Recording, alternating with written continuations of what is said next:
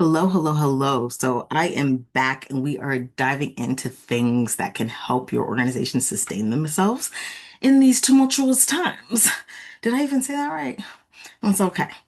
It's a new word if you, but I want to start with your volunteers, right? These are the help that you're essentially not having to pay. They're not staff. They're of their own free will because they believe in your mission.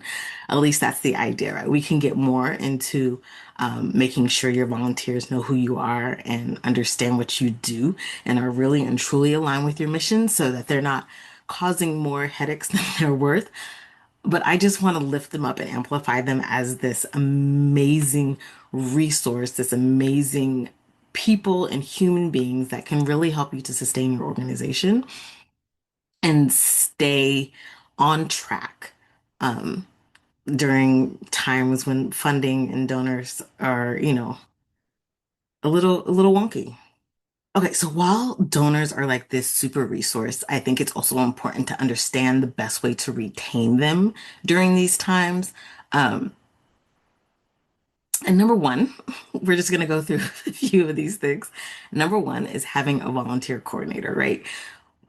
People attract people, and you want the right people to make sure they feel aligned, they feel part of a group, that they feel like they're belonging.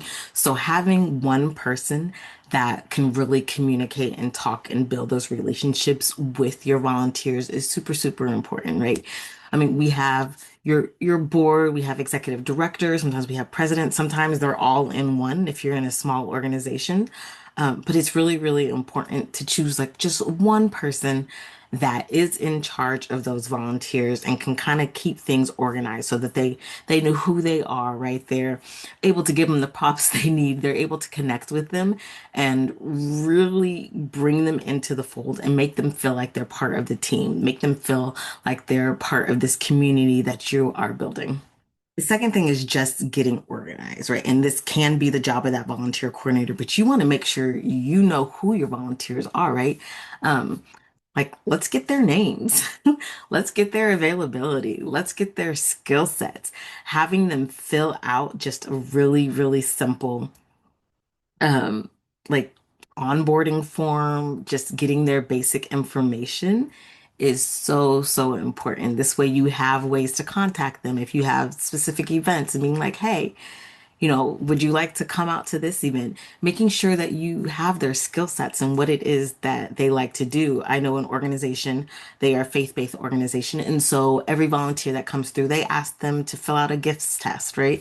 Like, where are your gifts? Where are you most aligned? Where should we really put you? Because, if somebody is really, really interested in talking with people and wanting to be out with people, we don't want to stick them in an office somewhere where they never get to interact with other people, right?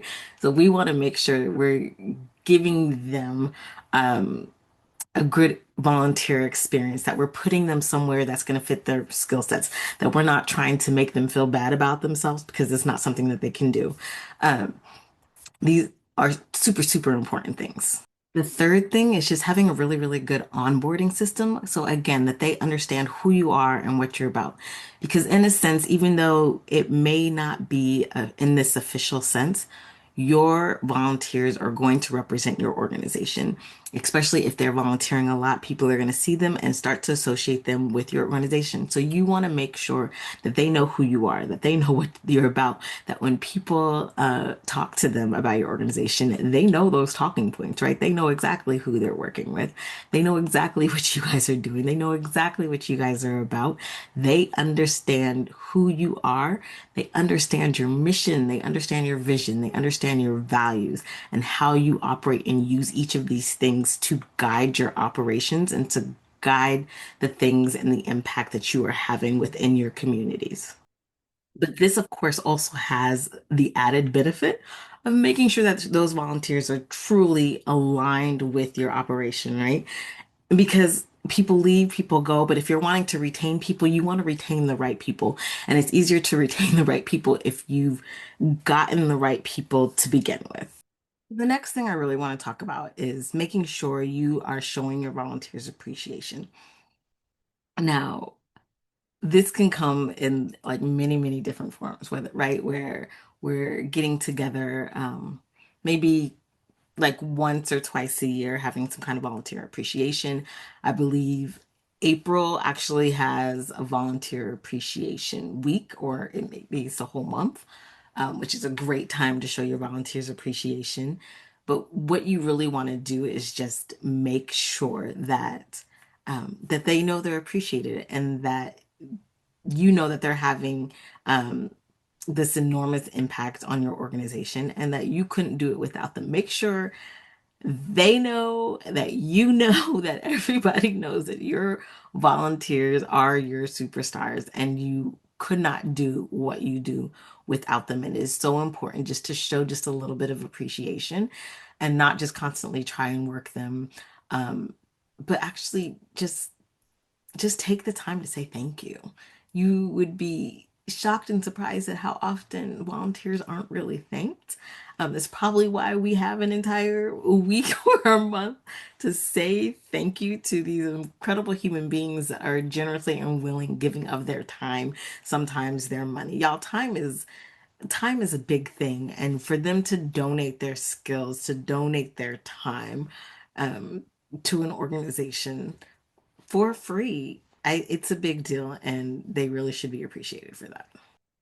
So that's four things to really help you to start to retain your volunteers.